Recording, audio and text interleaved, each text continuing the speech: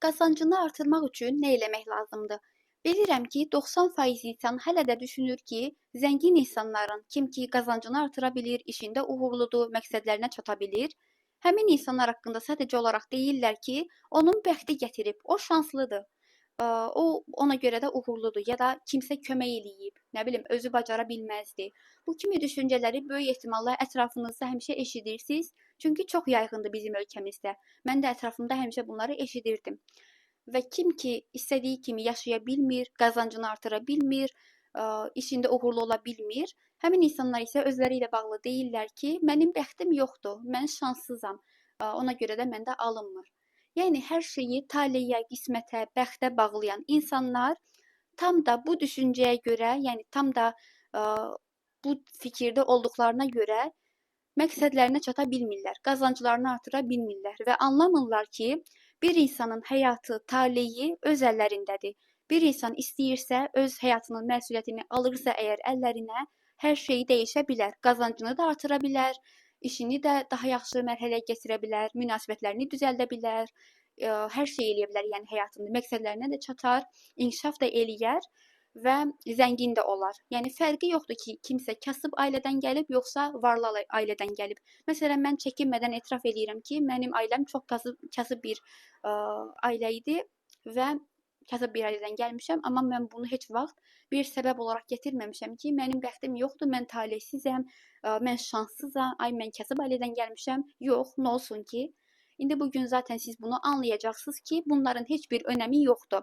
Və əgər bugün məni dinləyirsinizsə, artıq istəyirəm ki, siz də bəxtə, taleyə, şansa atmayasınız bütün məsələni. Düşünməyəsiniz ki, hər şey bəxtlə əlaqəlidir. Yox, çünki belə bir şey mövcud deyil. Bir dəqiqə sadəcə olaraq fikir verməyimizi istəyirəm bu düşüncəyə. Tutaq ki, həqiqətən də bəxt deyə bir şey var.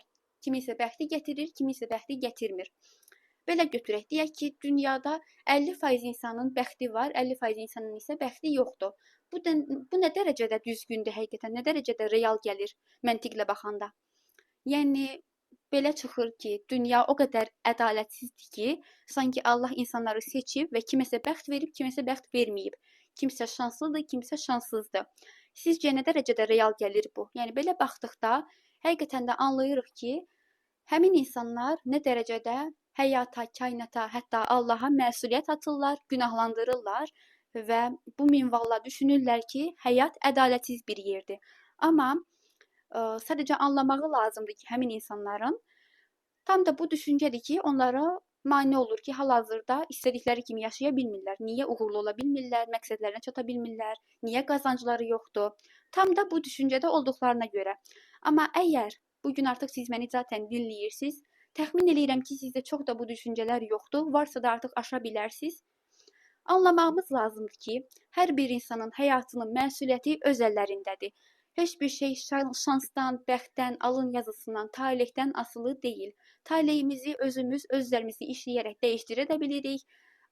İstəsək, yəni bir insan var, illərlə elə bir həyat yaşayır ki, həyatını daha da məhv eləyir. Elə insansa var ki, özlərində elə işləyir ki, hətta kasıb bir ailədən gəlsə belə, hətta məktəbdən qovulsa belə, bu haqda da mən gələcəkdə danışaram. Yenə də həyatını istədiyi kimi qurur, zəngin olur və çox yaxşı da yaşayır. Həyatdan bütün bolluğu da götürə bilir. Qazancı artırmaq üçün bəs nə eləmək lazımdır? Bunun cavabı bəxt, şans deyil. Bunun cavabı çox çalışmaq deyil, əziyyət çəkmək heç deyil, mübarizə aparmaq heç deyil. Bir də bilirəm ki, məsələn, bayaq sual paylaşmışdım. Bir çox insan düşünür ki, əgər qazancını artırmaq istəyirsə də, belə məqsədləyir ki, mən hal-hazırda tutaq ki, 500 manat qazanıram, qazancımı artırmaq istəyirəmsə, sadəcə olaraq gedim 1000 manat maaşı olan bir işə daxil olum, onunla düzələcək.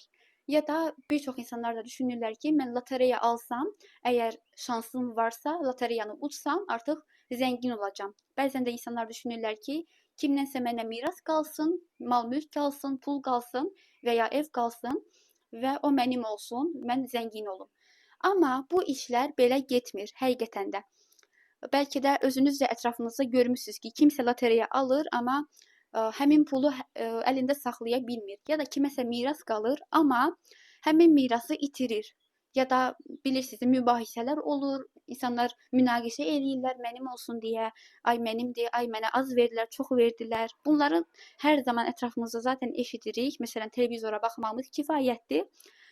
Düzü sevmədiyim mövzulardır, amma çox şeyi anlamağımız lazımdır ki, həyatımızın iplərini öz əlimizə alaq və qazancımızı həqiqətən artıra bilək. Bu haqda danışmağımın bir səbəbi var. Yəni, əgər düşünürsünüzsə ki, qazancımı artırmaq üçün sadəcə olaraq gedim, yaxşı maaşlı bir işə daxil olum, onunla düzələcək ya da kimdənsə miras qalsın, onunla zəngin olacam ya da lotereya alım, əgər uçsam varlanacam. Bunlar hamısı illüziyadır. Bəli, qazana bilərsiniz. Bəli, sizə miras qala bilər. Bəli, yaxşı maaşı olan, 2000 maaşı olan bir işə müraciət edə bilərsiniz. Bəli, sizə miras qala bilər. Lotereyada uda bilərsiniz. Bunlar mümkün ola bilər. Amma nə olacaq?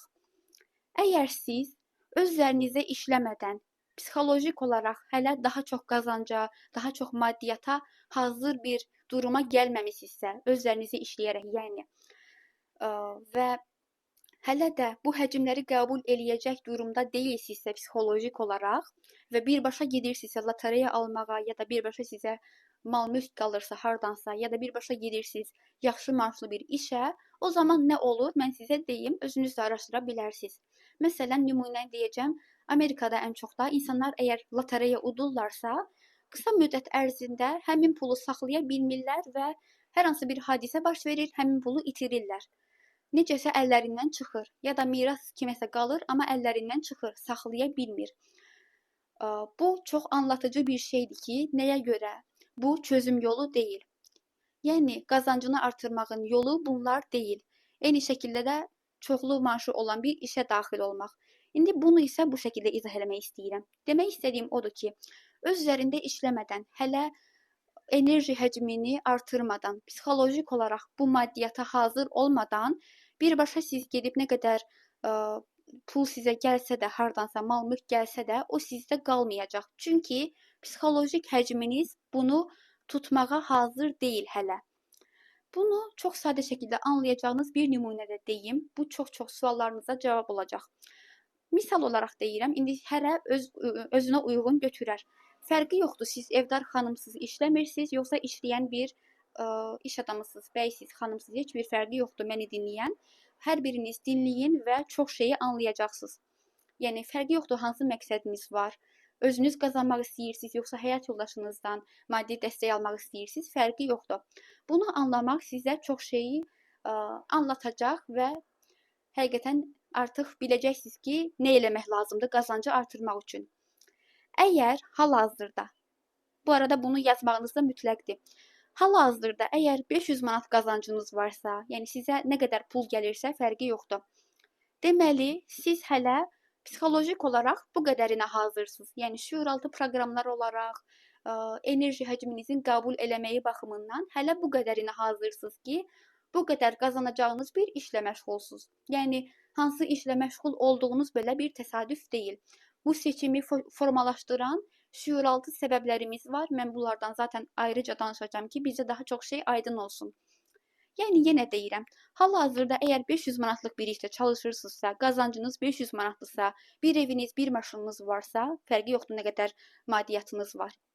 Deməli siz hələ bu qədərinə hazırsınız. Və daha çox qazanmaq üçün, daha çox maddiyatı həyatınızda artırmaq üçün eləməyiniz lazım olan ilk şey odur ki, psixolojik olaraq özlərinizi işləyəsiniz, şüuraltı ilə enerjinizi alan məsələlərin fərqinə varıb, onları aradan qaldırasınız və enerji həcminizi genişləndirəsiniz ki, daha sonra artıq daha yaxşı bir maaşlı işə daxil olarkən həmin pullar, yəni həmin işdə uğurlu ola biləsiniz, həmin pulları itirməyəsiniz, lotereya qazanacaqsınızsa, həmin pulları itirməyəsiniz və ya sizə miras qalıbsa, kimsə nəsə hədiyyə eləyibsə, o da həcminizdə qalsın və sizə aid olsun həqiqətən də. Heç bir problem yaşamayasınız və həmin maddiyyat sizin əlinizdən çıxmasın. Ümid edirəm ki, bunlar çox şeyi sizə izah elədi və aydın oldu. Bu podkast çox dəyərlidir. Ona görə hər birində olduğu kimi bunu da təkrar-təkrar dinləyə bilərsiniz. Bu mövzularla maraqlanan tanışlarınıza da bu podkastı göndərməyi unutmayın. Əgər bu gün məni dinləyərkən özünüzə aid bir şeylər hiss elədinizsə, və düşünürsünüzsə ki, mən artıq bunu necə dəyişdirə bilərəm, necə eləyim ki, həyatımda istədiyim nəticələri əldə eləyim, o zaman sizin üçün çox gözəl bir xəbərim var. Sadəcə olaraq Biodaklinikdən keçid eləyərək marafonla bağlı ətraflı məlumatı əldə edə bilərsiniz. Hal-hazırda bu fürsət sizin qarşınıza çıxıbsa, qeyd eləmək istəyirəm ki, bu təsadüf deyil. Çünki siz indiyə qədər məni dinlədiniz, dəyərli zamanınızı sərf elədiniz şəxsi inkişafa, bir şeylər öyrənməyə. Bunun üçün həm sizi təbrik eləyirəm, həm də istəyirəm ki, qarşınıza çıxan bu fürsəti dəyərləndirəsiniz. Əgər istəyirsinizsə ki, mən paylaşım eləyəndə ilk olaraq sizə xəbər gəlsin, sadəcə olaraq kanala abunə olun və bildirişləri açmağı unutmayın. Növbəti podkastlarda görüşənə qədər.